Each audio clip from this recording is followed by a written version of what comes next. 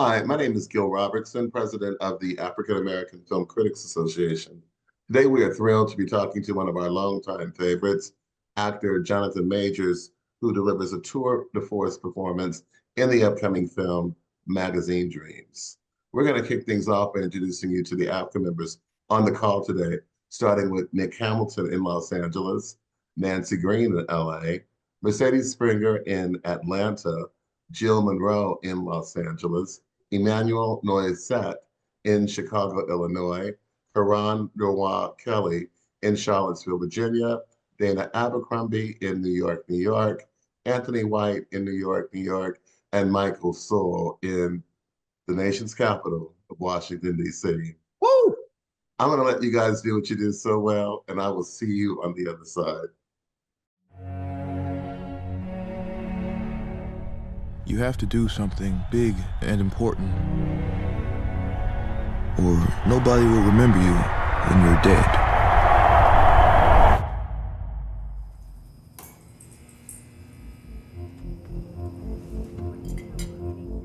Side chest.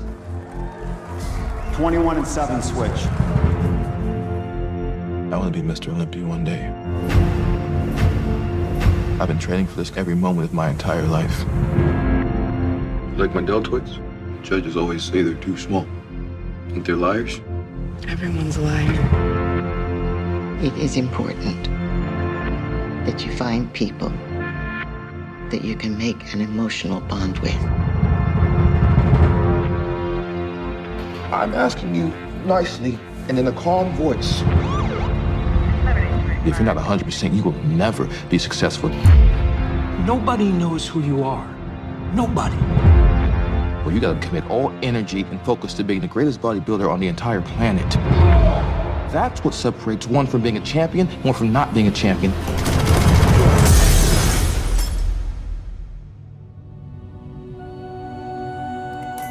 Hey guys, Killian Maddox is here. Current eyepiece. No!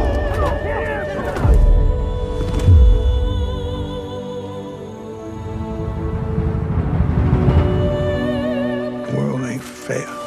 It ain't supposed to be fair. That's how it works. Oof. How are you doing, Killian? What?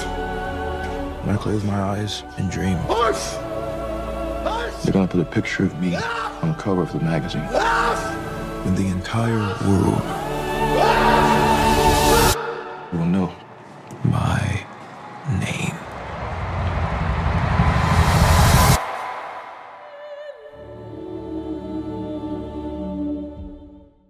Hey, Jonathan, Nick Hamilton, Nightcast Media. First of all, thank you for doing this. Wanted to ask you, first of all, you did a phenomenal job in this film. Thoroughly enjoyed the storyline as well as your portrayal of the character. I wanted to ask you, why was it important for you to portray this character as a Black man, as a Black, weightlifter as it pertains? We see guys like Chris Dickerson, Lee Haney, Ronnie Coleman, and so many others. Why was it important to showcase this to the masses on screen and go through the ups and downs of how to get there to become one day a Mr. Olympia? Why was it important? For me, when I read the script, I read it at the height of COVID, the scary part, when we didn't know what was really going on. And when I read it, I thought, man, this is kind of it's a common feeling that I get around scripts, that I do. I go, oh, that's impossible. That can't happen. You know what I mean? And then that's when I go, okay, cool, let's get after it, why I thought it was important what was impossible about it, the transformation, right? That's a part of it, that needed to happen. That had to happen in order to do this film. And also the emotional journey and the profile of this character. I think Killian Maddox represents so many, probably in many ways, the majority in some ways, right? I think a lot of people can connect to the trials and tribulations that he deals with, right? And then chiefly that being one of, being a large African-American male, trying to make it in society. but then also on top of that, dealing with the internal trauma and dramas of his own, his own wellness, his own mental wellness. I thought it was a story that was really going to reflect to audiences a slightly marginalized individual that has the characteristics of the majority, and it's just what happens when they get out of whack, right?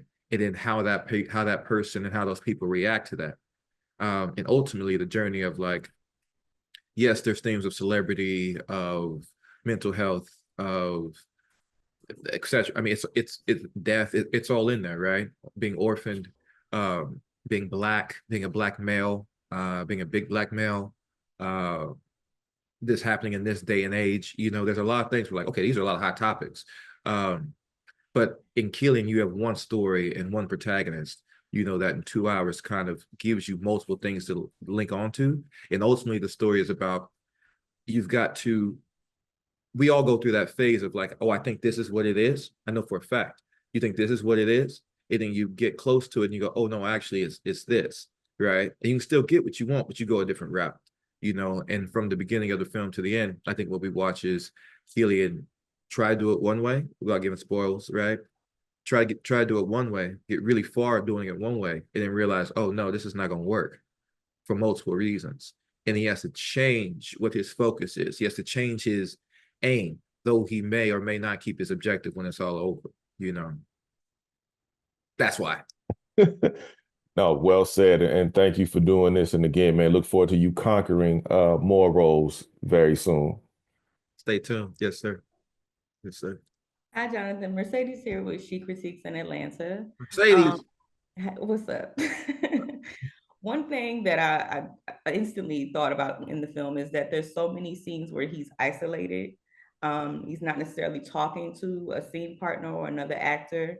So for me, I was thinking, what did you see in the script? I guess there weren't any lines there, but how did you dive into Cillian's mindset? What were you seeing that you brought to those scenes where you were by yourself that the audience maybe went over our heads? Right on. So the title, of course, is called Magazine Dreams, right? And the prerequisite to a dream, in my opinion, is the imagination. And your imagination then activates you to try to manifest this dream. And the dream comes from a very hyper imagination, right? What we want to do, right? And you begin to put plans together, right? In those plans, ultimately, if lined up correctly, will lead you to quote unquote a dream. So I say that to say that Cillian's drive for success, his drive to be a Mr. Olympia, right? To be on the cover of a magazine is so great that for many people, right? Again, goes to our brother's question. For many people, when you are trying to do something impossible, you have to sit with yourself a lot, So what was he seeing, right? Now that's actor's work, right? Like the imagination work on that, right? When he sits back, I don't want to bore you with actor stuff, right? But I will say like I do these things called soul charts, right? Where I essentially look at the script and I kind of diagnose for myself, what are the most important things for this character, right? We all have one or two or three, usually 3 to 4 things that we really just care about. And those 4 things usually manifest themselves in our emotional life. If you get to talk about something, like for instance, I'm talking about acting now, so I'm excited about acting. Acting is one of my 4 things, right? God, family, art. That's probably it. You know what I mean?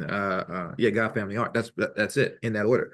So if I ever get on a topic like that, my brain goes to that place. So with Cillian, what Elijah Bynum did so well is that he built such a cool world, right? And in the empty space, right, of sitting there alone without a scene partner, right, I can put whatever scene partner in the world I want, right? I can be dealing with everything I want to deal with, right? Everything that he needs to be working out is constant, right? When the stakes are so high. So, for instance, when he's looking at the YouTube video, right? He's sitting by himself. Yes, he's receiving, right? My instrument is receiving from that, right? But Cillian is also thinking, how great would it be if these numbers started running up, right? And now he's watching those numbers in that way. And what happens? And what is the consequence when they don't run up, right? So he's simply just being present with his dream, right? With the hopes he has. That's one thing about Killian. Every time he's sitting there, he's when he's alone in isolation, he's navigating with his hope. Sometimes it's really high, sometimes it's really low. Sometimes he's at the diner and it's like the hope is gone, right? He just sees an empty bed where hope used to be. It's not there anymore. That gives him a reaction. He's like, okay. And those are the guys who did that. You know what I mean? And then he has a reaction. So just lily pads of that from one moment to the next moment to the next moment. And the thing we had to our benefit in shooting it is that we shot it pretty much chronologically, right? So any memory I made in the past scene, I could then play that, right? Live like we do in real life. Last time I was here, this happened. And now this is happening, right? So it begins to build, which gives the film, I hope, that propulsive emotional drive to it. Something's always going on. Yeah, well, you did that. Thank you. Appreciate it. Hi, I'm Michael Sowell from Washington, D.C. Jonathan, it's an honor to speak with you. I've been dreaming of having this interview for a long time, and it's my second year in journalism as a film critic. Watching this film and all the roles that you've taken, there's been a layer, I feel, of the Black man that in terms of an area of his life that the challenges that he go through every single day. I've seen every single role that you've taken, start going from Lovecraft Country, even with Kang to this. It's like, I feel there's a relatability factor. And in this film, there's a sense of seeking validation and negative aspects of seeking validation from other people. What is one thing you want audiences, but particularly Black male viewers, to take from watching not only this film, but more importantly, your performance, seeking the negative aspects of seeking that validation instead of seeking it within themselves? Right. Well, I mean, you just gave the answer, right? That validation starts with yourself, right? You cannot, the accoutrement of life, right? The muscles, the money, the houses, the career, right? All of these things are a byproduct of the inside, right? And you can get pretty far just on drive and ambition and grit. You can do that, right? But at some point, as Sister was talking about, there's going to be a moment of isolation. And when those moments of isolation become the norm, right? You have, because the thing about isolation, right, is that you are by yourself, okay? That's actually impossible, right? Because as we know in psychology, you've got the self, the ego, etc., right? So if you find yourself isolated, that to me is that is the recipe for misery, right? I like being alone, but when I'm alone, it's me and God, right? Or it's me and my good thoughts, right? Or it's me and my dog. You know what I mean? When I'm with my partner, I'm there with her, right? But what I'm saying is that what I hope the brothers take away from this is that we need each other, right? But you first have to sweep around your own front door, right? And then there comes a time when you go, okay, brother, I'm prepared to pour into you, right? And as you pour into each other, we grow and we build, right? We can grow and build the muscles. We can grow and build our businesses. We can grow and build our families, our children, our churches. We can do that way. You know what I mean? So what I would say is, yeah, the lone wolf shit is cool, but it don't work. You know what I mean? Ultimately, you need something there that's going to support you, help you, and motivate you, and especially for those of us, I'll speak to the homies, to the brothers, right? Those of us who are living in a culture where it seems like this is the way it's supposed to go, right? That's a trap. That's the gimmick, right? This is the way it's supposed to go. It's quite the opposite, right? Run towards the roar, as it were, right? Move towards your brethren, move towards your tribe, move towards your friends, right? Because also you get better at it. You know what I mean? As you see in the film, he's not good at it at first. You know what I'm saying? He's trying, he has the need, but but what would have happened if he tried, or if he had someone demonstrate that to him earlier on in his life, right? As we know, he deals with things as a young boy that fracture that, right? He doesn't have that, right? And so he jumps the line. I'm talking about the movie now. But what I would say for the brothers to take home, right, is like, yes, man, be a dog, right? Work hard, have your ambition, have your drive, but understand that the second part of that achievement, right, is having people that can literally spot you, right? Pun intended, right? That's what you need. work hard, be him, show him, do whatever you want to do, right? But ultimately, the humility comes in the fact that I actually can't get stronger unless you spot this weight. You can't push 335, 325 without the homie. I can't do 325 without the homie standing above me being like, all right, let's go. You know what I mean? Find your spotters. That's what I would say. Well, I just want to say, to me, this is by far your best performance you have delivered to date. And I just want to say I've been praying for many blessings coming your way in this industry and say thank you for this performance. Thank you, brother. I appreciate that. Hi, Jonathan. Jill Monroe from KBLA Talk 1580, Jill Monroe. So Killian, we see is not just chasing a dream, he's obsessed by it, so to speak. And I want to know, through this role, what did you learn about the psychology of obsession through walking the walk with Killian?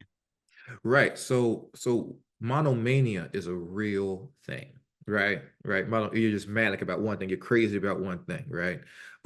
It's really sexy at first, but ultimately, right, it isolates you, right? But let's go with the positive, right? What I learned first, and then we'll talk about what the lesson is. For me, the positive of that was I really enjoyed making this movie because I was like, this is what I'm talking about. You know what I mean? Like the drama school, work, try. Like, we actually kind of had that in common. Like, the way I look at acting, like the whole craft of acting is similar to, I don't want to make any comparisons because I'll get in trouble. But you know what I mean? It is the path of Jesus. It is the path of trying to achieve a greater position for yourself. Woo! That's safe, right? That was safe. Thank you, brother. Yeah. You know what I mean? So I enjoyed that, right? The meritocracy of it, right? The fact that in bodybuilding, he believes, if my shoulders are bigger, if my legs are bigger, if my weight is lower, if I can do the poses better, I should win, right?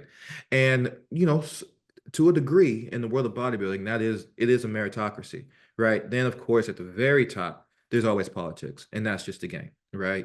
At some point that'll change, maybe not, but that's the game, right? So yeah, what I enjoyed was the fact that kind of monk work ethic, right, was something I really got to play in, right? And then again, to the flip side of it, right, it goes, okay, cool. You need to, what I also found is like the recovery, right? When you train so hard, you've got to recover even harder, right? And what we were trying to do in this movie, I had to do 30 days of essentially stage ready, right? With the exception of like 3 days where I was supposed to be flat, quote unquote. Those are the scenes with Taylor Page when Killian's insecure about his looks. So it was dog work every day. But then I had to figure out how to recover, right? And that is something that I wasn't necessarily so good at in Jonathan's day-to-day, right? The recovery, right? I do a movie, cool movie, great. Go see my little girl, spend 2 weeks. I'm off to the next one. When she coming, cool, bring her. Let's go. Boom, we're there, right? I was going from movie to movie. Now, I still hope and pray to continue that path, movie. But there's a respite, right? There's a moment where you have to kind of, right, decompress, right? I learned that from Killian. You have to decompress because the stakes were so high for him, right? You have to decompress. You have to reevaluate. You have to go, okay, cool. The deltoids look good. Let's work on this. So in my personal life, okay, cool. Finances are cool. Let's work on this. Okay, cool. It's cool. And then for me, it was like, all right, cool. You're doing all these things, but what's up with God? Where you at with that? You blah, blah, blah. Okay, cool. That's falling to the wayside. Blah, blah, blah. But I gotta go to the next movie. Right? I'm reading my Bible. I'm doing my thing. Blah, blah, blah. But you're not active. You're not really recovering, right? And so through Killian, I got to look at, okay, cool. Killian needs this and this and this to recover, right? I need this and this to recover, right? Because if you don't recover, you injure yourself. That works in the gym and that works in life. So that's definitely, does that make sense, y'all? Absolutely. Yeah. Absolutely. Yeah. Appreciate you. Thank you. Yes, ma'am. One of the things that I love about the movie is that it doesn't shy away the darker side of being famous and masculinity, mental health. And I wonder, it's your definition because he's looking for that American dream. Do you think that this is the darker side of this American dream, the so-called American dream? That's a wonderful question. And that's something we really talked about, right? The evaluation of oneself, right? And in Killian's standpoint, one's manhood, right? In this society, right? That worships these things, right? These things potentially specifically for the demographic that I think a lot of people fall into, but specifically the demographic of Killian, right? Which is young, um, male, Black, um, and middle and lower class, right?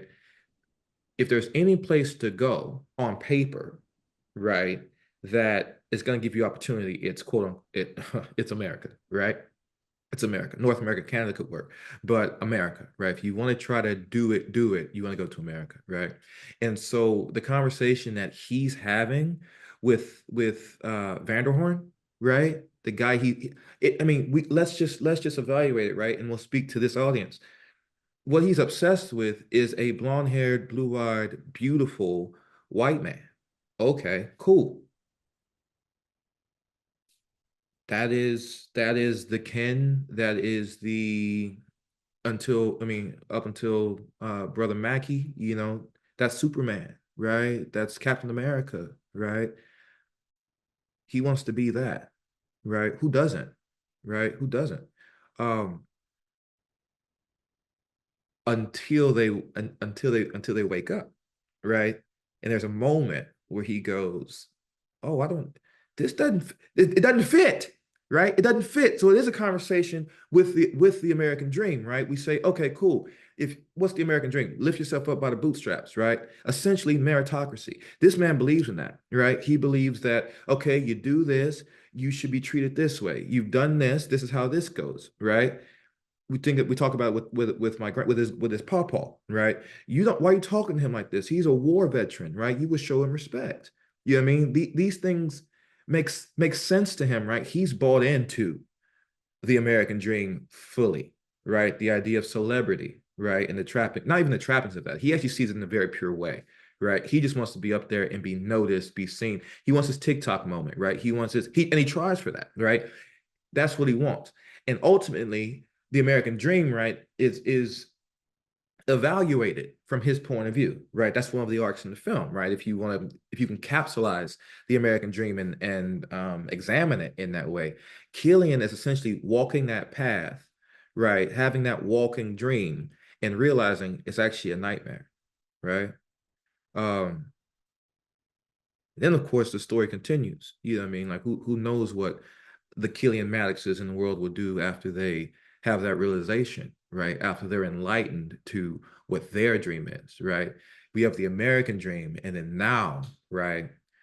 Uh, yeah, I'll say it. I don't really care. Like you have the Killian dream, right? You have your original dream, right? Based off of your blueprint, based off your REM cycle, as it were, right? This is what it is for me. You know what I mean? Um, yeah, that's a great question, man. It's a huge evaluation. There's no judgment on it, but it's a huge evaluation of what the American dream is because this individual very much believes in that, right? He believes in it. He's a child of the zeitgeist, right? Historically and presently. No, even all the poster in his room, this white people, like it's very beautiful. Like his dream is basically other people's dream. But thank you so Yeah. much for your answer. Thanks, man. What's up, Jonathan? Emmanuel Noisette from E-Man's Movie Reviews and the official leader of the Kang Gang. Good to see you again, brother. Good to see Listen, you, bro. I love the parallel that you drew between bodybuilding and acting. We're not going to go down that route too much, but Killian is chasing validation in this industry that we know it values extremes, right? The size of your deltoid, the size of your bicep, etc. How did playing Killian make you reflect differently on the pressures of fame and how society treats those people that are on the fringes? Wow. Wow. Um,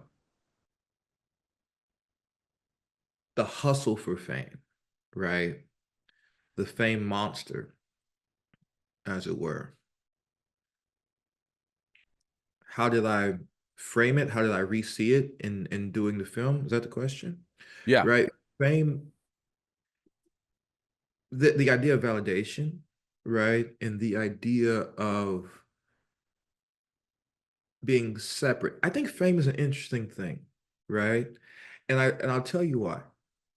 And I think this is something that I'm not talking from, I am talking for me, but I'm talking in relationship to the film and how it all works, right? When a person is famous, right? Or why Killian feels that he wants to be this. When a person is famous, for whatever reason, right? They're singular. You may be part of a group, right? You're a movie star, right? And there's movie stars that have come before you, movie stars will come after you, current movie stars along with you. You're you're the best journalist, right? You're famous for being a journalist. But what comes with fame is this idea of isolation, right? And the hunger for fame, I think, and I'm kind of just running the movie through my system, right? I think that fame is such a natural driver for certain people and for a lot of people because so many people are already halfway there. And what do I mean by that? I mean they're halfway there in the isolation that they experience every day, right? I know a lot of famous people. I may or may not be famous, quote unquote, don't know. But I can tell you that there is a certain amount of isolation that comes with it, right? And if you're already isolated as an individual, right, you don't see the sacrifice in that. You go, I'm already this. I'm already by myself, right? Let me at least be by myself and everybody pay attention to me, right? And so Keeling begins to work on the thing that makes him special, right? That he thinks is going to make him special, right? And in doing that, there lies the trap because as we said before, isolation is not the thing. That's not the game, right? It's just not the game, y'all. You know what I mean? So yeah, that's what I realized. Went, oh, there's not that much to do, right? After living, moving through the world the way I move through the world, I go, yeah, it's kind of the same thing. You work by yourself, you know what I mean? You train by yourself. You think no one understands what it is you're doing. No one understands what it takes. You know what I mean? Like there becomes a certain amount of, and this is something that a lot of bodybuilders have in common and we talk about, right? You keep jumping around the screen, my brother. I know why I'm just trying to look at you. But what ends up happening is there becomes a deep level of insecurity, right? In the fame chase. Why? Because it's a game of comparison, right? You're comparing yourself, and even if you're not comparing yourself, right? The internet's comparing you, right? And if you don't even look at the internet, you gotta have a conversation with somebody that says, I really like this, or someone else is going, movies happen every day. You don't got a movie out every month. It's wild, right? And so it triggers this insecurity, right? That again, 25%, right? Are already there. I'm already famous. All I gotta do is get people to like me. You know what I mean? I'm insecure and I'm by myself. All I gotta do is have a special skill. And that type of concentrated false clarity makes you do crazy shit, right? Makes you put well, bodybuilding's different, right? Because that's just a part of the culture. But it makes you isolate yourself. It makes you miss children's games and births because you got to go to the gym. It can, right? When it's the most toxic, it can. But you're in a world where that is the culture, right? Same can be said for anything and anybody who is working from that, I'll call it old operating system, right? Of thinking it's got to be me, fuck everybody else. I'm gonna get it, blah, blah, blah, this and this, this and this. Cool, right? That is, I mean, you hear stories about that. Anyone who's quote unquote a champion or great at something, there's always a quality of them that is by themselves and isolated and this and this. The ones who are successful at it also, right, however they do it, right, find the God code, right? The cheat code that goes, okay, cool. I'm gonna keep feeling this way, but I'm gonna bring her along with me. I'm pointing over where Megan's at. I'm gonna bring her along with me, right? I'm gonna make sure he's with me, right? You know what I mean? That's the game. So that really helped me reevaluate, you know what I mean? Like a lot of like insecurity, yeah, sure. I mean, yeah, you know what I mean? Like, yeah, that hits you sometimes. That hits me sometimes, you know, like especially now in this stage. Yeah, definitely. You know what I mean? But you got a whole different game plan now. You know what I mean? You got a whole different team around you. You know what I mean? So I'm talking about myself now. Does that answer the question, bro? Man, more than enough. Listen, you've conquered that question. So I appreciate you, brother. Thank you so much. Okay. Hi, Nancy here. Hey, And Nick. first of all, I want to say, like, we cannot wait until we see you as Kang again. It just has to happen. Petition, whatever is going to happen, it has to happen. And we're sure it's going to happen. And secondly, I really love this movie. It was very emotional. Just watching Killian go through all of that. And I don't want to give things away, but the ending, just, yeah. So I wanted to know for you, how did you prepare emotionally for this role? I feel like there was just so much that went into it, and I can't imagine how much that may have taken out of you, like physically, emotionally, to kind of go through that. And so I wondered if you could talk about that a bit. Yes, ma'am. The expense of the film, the personal expense of the film. Yeah. Um, probably the hardest one to make. You know what I mean? Like I don't have favorites, you know, but you understand that like, okay, for this film, the amount of hours that I had to put in on it it was a lot. You know what I mean? Like it was a lot, you know. And it wasn't just in the gym. I'm just talking about physical first, and then we'll talk about the emotional. Um, the physical work was, and I enjoy it. I just got back from the gym. Said gym, talk to the folks. I'm off to my day, right? You know. But the extreme nature of it, right? Of bodybuilding in general is gnarly, right?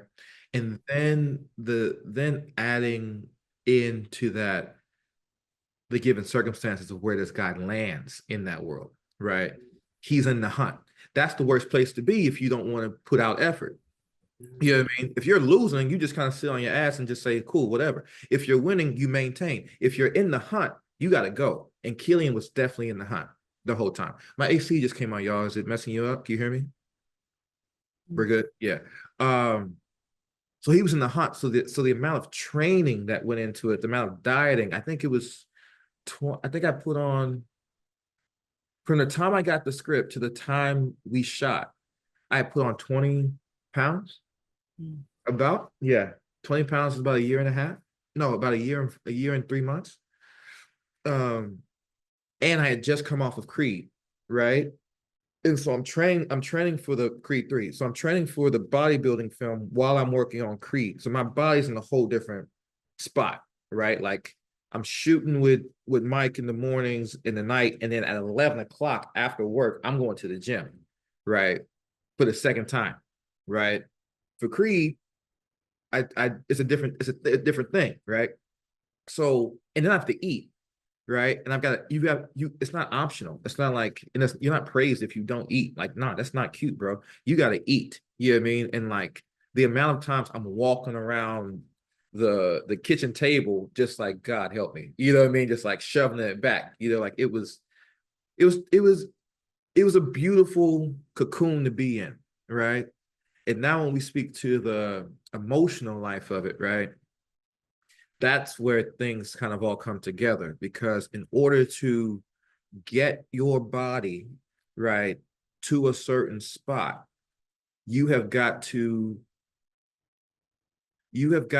separate, no, you have to lean into the most human parts of you, right? What I mean by that, I mean, you're gonna experience pain, right?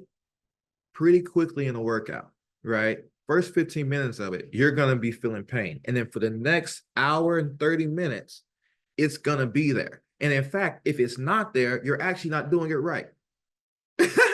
Right? And so what comes from that is like when it's like if any of you guys have like ran really hard and then you cry afterwards, right? Yeah. It just opens you up, right? Your adrenaline hits a certain way, right? And then you just like you're either very happy or you're very just like, or you're crying. You know, there's a lot of crying in the gym working on this, right? And then so then that connects to what happens on screen, right? No one's filming me at 1 o'clock in the morning training. I mean, my guys are there, but no one's shooting me, right? That's just for me. But what ended up happening is I then went, okay, cool. This is the preparation for the movie. So Jonathan, probably trained the first 4 months, right? And then from the 5th month to the, let's call it 13th month, right? Killian was training. So I used it as rehearsal, right? And so I began to train as Killian, right? And then from that, I learned about his emotional life. What type of person, how much pain would you have to experience in your daily life to be able to endure and actually invite this type of pain privately in a gym, right? And then finally, I believe that Killian, for my money, he's a spirit character, right? For me, there's soul characters and spirit characters, right? Kang was a soul character. Killian is a spirit character, right? What does that mean? It means which part of me am I using, right? And when you think about spirit and light, I think about children, right? When I think about children, I think about clown work, right? And clown work is a big thing about my work, right? He Who Remains, all clown. Montgomery Allen and Black Man in San Francisco, all clown. You know what I mean? They're always there, but those two performances and now Killian are more clown forward, right? What do I mean by that? Clown is the unsocialized, pure, gentle part of yourself, right? If I sit my daughter down, maybe not so much now because she's almost a teenager, but at around 7 years old, I could sit her there and she would go through 8 emotions, right? Boom, laughter, cry, boom, boom, boom, boom, boom, boom. That's the spirit of the clown, right? This unsocialized, beautiful, pure thing, right? And you take that thing and you run it through the dirt, you run it through the gravel, you run it through the woods, you throw it in the pool. That's what you guys are witnessing.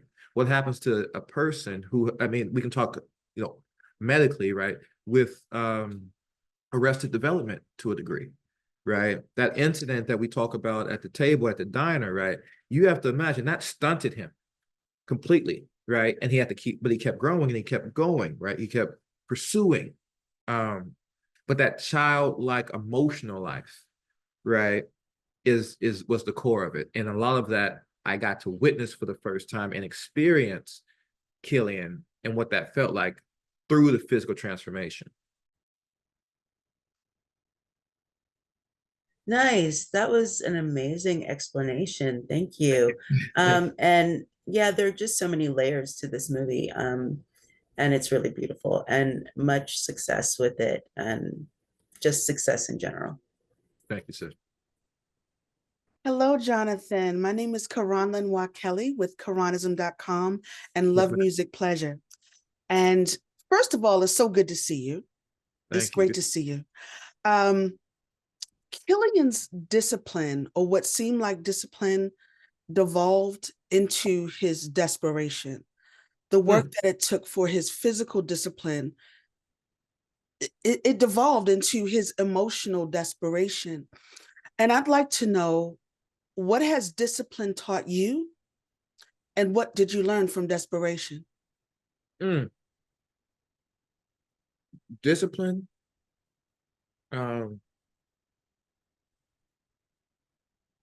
Discipline is, I believe, and it's not me, this is actually probably one of my 5 therapists. Discipline is the prerequisite to happiness, right? And when that came up and that was said, I've heard that before. I like to read. But the thing about discipline is you have to be disciplined at the right aim, right?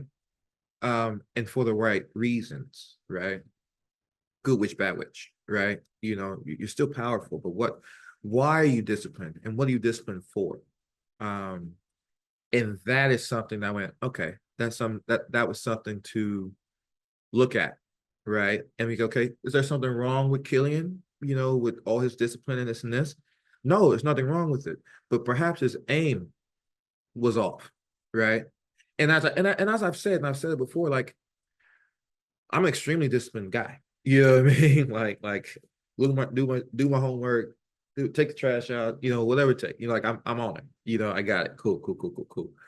But if you're isolated from yourself, right, it's hard to understand why you're disciplined. Are you disciplined just for the nature of it? Are you disciplined just because it's quote unquote who you are, right? Have you subscribed to that archetype of being, I'm this, right?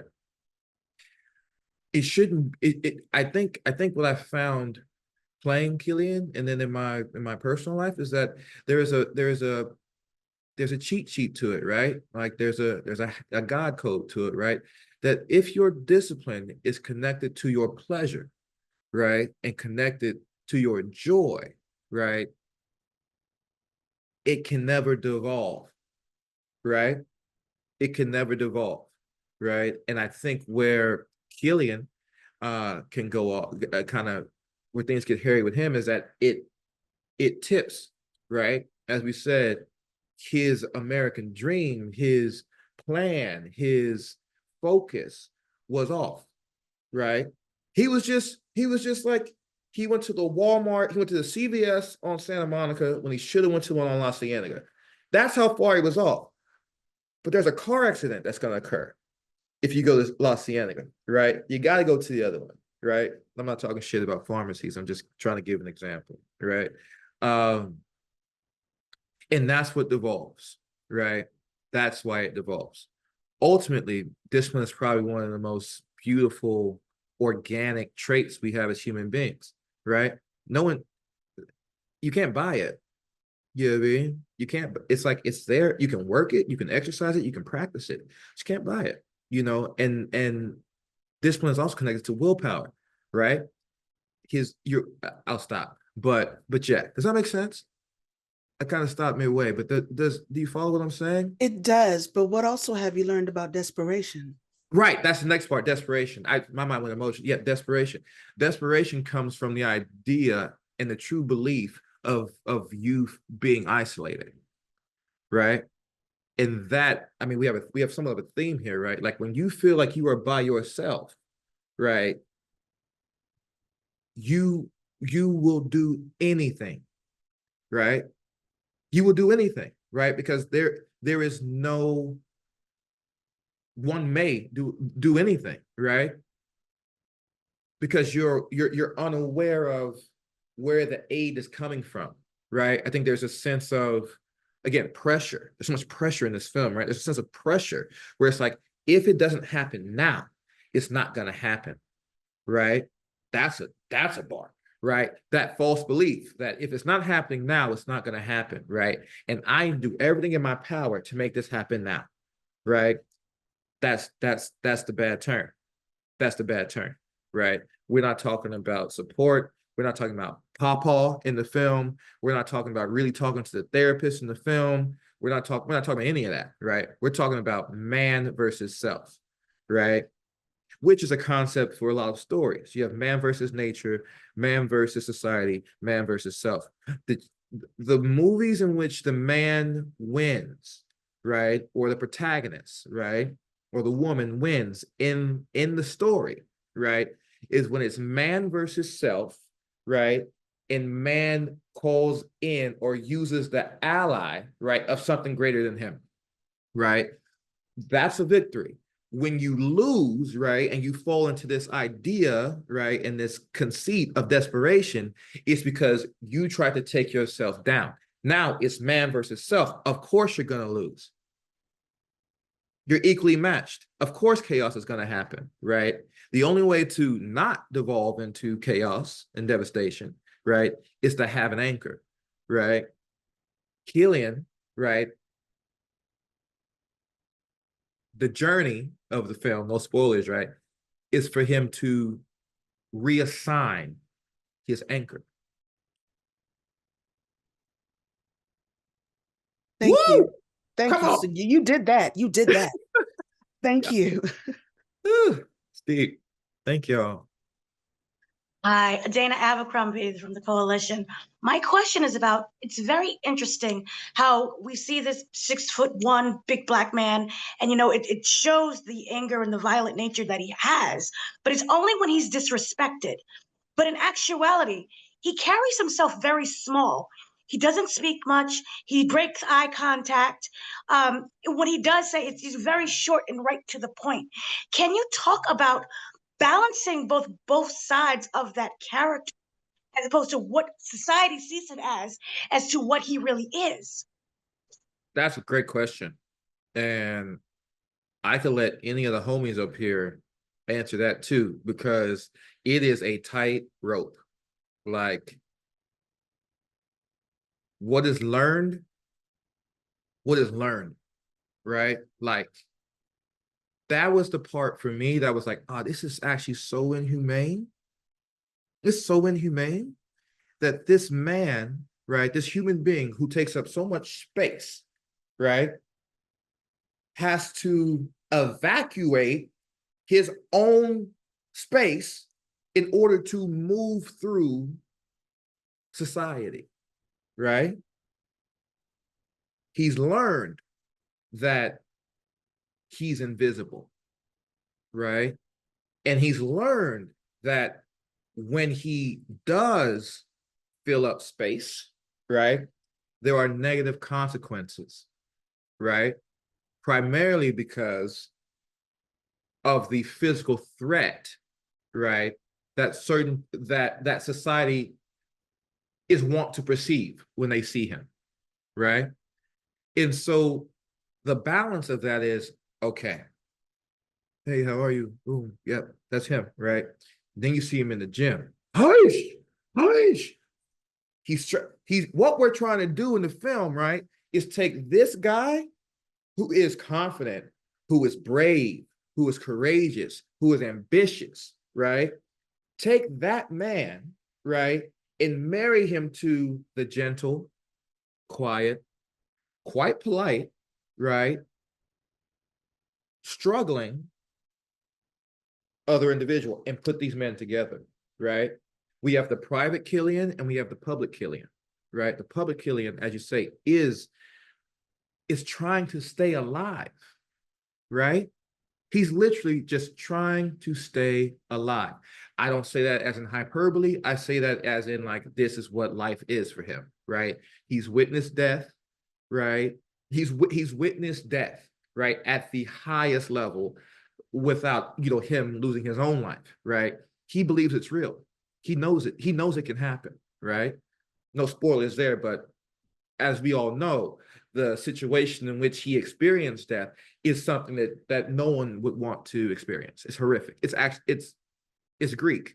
You know what I mean? It's biblical. That's crazy. You know what I mean? Yeah, and then you have this other part of him that's a bit more sweet, right? Now, do I think that's learned? Well, yeah, it's a positive thing. I would like to say, no, that's just how he is. But he has to find a way to, like, not get in trouble. You know what I mean? And also to serve some of the things he needs. Like, he understands he needs companionship, right? He wants to hang out with the guys at the gym, he wants to hang out with her. He wants to hang out with her, he wants to meet Brad. He doesn't just want to look at him, he wants to meet him. You know what I mean? He wants to be close to him, right? And then they take advantage of that, but that's a different conversation. Let me make sure it's complete. Yeah, I think that's clear to me. That's clear to me. It may not be clear to you. It's clear to me. No, it's very clear to me. Good. Thank you so much. You did a fabulous job. Thank you. Hey, what's going on? Jonathan Anthony with the movieblog.com, unofficial member of the Kang Gang. Just wanted to say, first and foremost, thank you, right? I don't know if anybody else is going to say it, but thank you. We all see what you're doing. You're carrying yourself with such class. We're all very proud of you. I just wanted to say thank you for coming out and giving us your time this afternoon. Thank you, brother. Thank you. Now, I'll be brief. Now, you've played some strong commanding roles before, right? But Magazine Dreams required you to embody a guy who's both physically imposing and emotionally invisible. Ooh.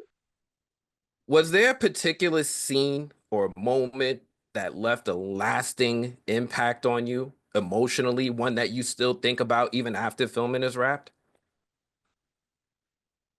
Wow.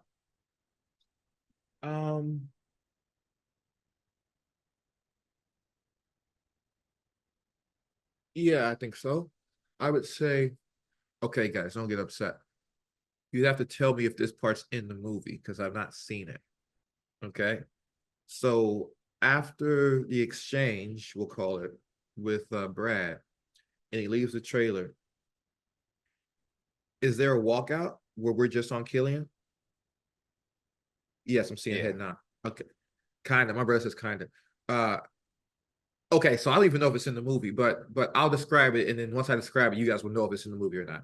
So after the exchange between the two of them, he's walking out, and the thing about it is, and why I'm curious if it's in the movie, because it wasn't on the call sheet. Like we weren't gonna have that moment, right?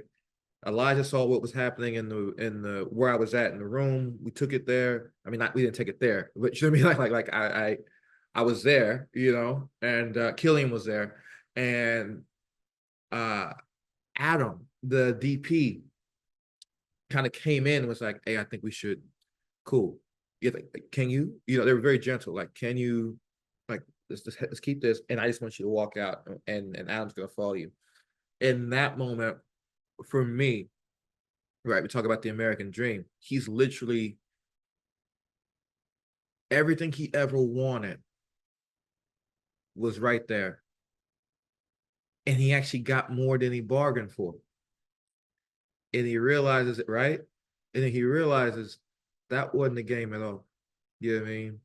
We're not talking about preferences or anything like that. It's just, it's manifested itself in the most real way. Connection, fame, you're right there. And the disappointment and the confusion, right? And the hurt of that, when he walks out, I remember Adam was right on Killian, and he just has me walk out, and he's just full of whatever it is. And all that thinking is happening in his head right there. Right. We went one time, right? We were at the end of the day. He said, "Can you do this?" I said, "If you move the cat, let's go." Yeah, it wasn't that enthusiastic. I was just like, "Yeah, let's go." You know what I mean? But that moment, right, where like it's not always what you think. You feel me? Like from that moment, right, you begin to understand the world you thought you wanted is fucked, right? By your standards, right? If you like that world, sure, but it's fucked by Killian's standards. And then from that moment on, he begins to understand one of my favorite lines from Coriolanus, William Shakespeare. He begins to understand that there is a world elsewhere, right? And from that moment, we kind of start turning the piece. In that moment, cut, done, I think about quite often, where I go, all right, got it. You know what I mean? Got it. You have everything you want, right? And now you've got to continue. You've got it. Now you have to continue without that. What's that gonna look like? You know what I mean? Do you still want it? Do you still want it? You know? My answer is fuck yeah, bring it, come. You know what I mean? And we'll get it a different way because there's a world elsewhere. You know what I mean? And that world is an internal understanding. That's what happens in that moment. His internal understanding, he wakes up.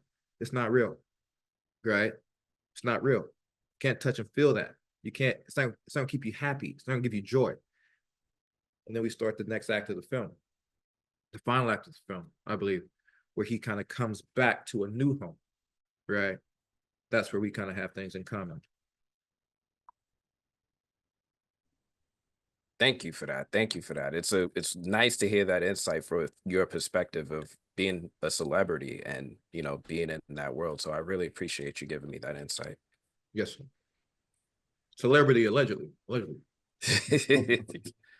No, you're a celebrity, man, and a very, very one of the most talented actors that we've seen in quite some time. Thank you, bro. Jonathan, thank you so much for your time. Thank you so much for sharing with us, for being with us today.